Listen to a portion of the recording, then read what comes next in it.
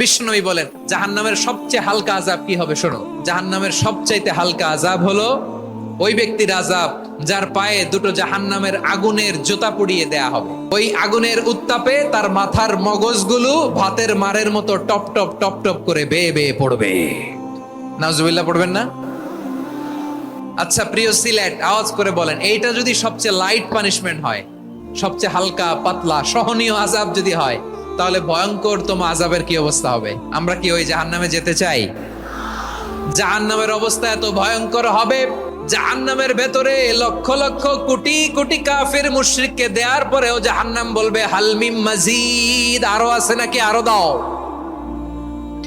কোটি কোটি কাফেরের দল, মুশরিকের দল, সীমা লঙ্ঘনকারী দল, তাদেরকে যখন জাহান্নামে ফেলা হবে, বড় বড় পাথর খণ্ড জাহান্নামে ফেলা হবে, তারপরও জাহান্নাম বলবে হাল মিম মাজিদ, আরো আছে নাকি, দাও, আরো দাও, আরো দাও।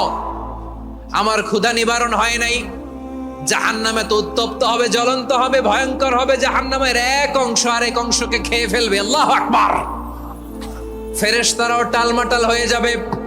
জাহান্নামের রক্ষী ফেরেশতারা কি করবে তারা নিজেরাও বুঝতে পারবে না।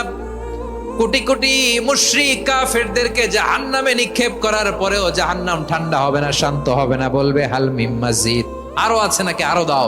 তখন আল্লাহ তাআলার কুদরতি পা জাহান্নামের ভেতরে ঢুকিয়ে দিবেন। সুবহানাল্লাহ পড়তে পারলেন না মজা করে?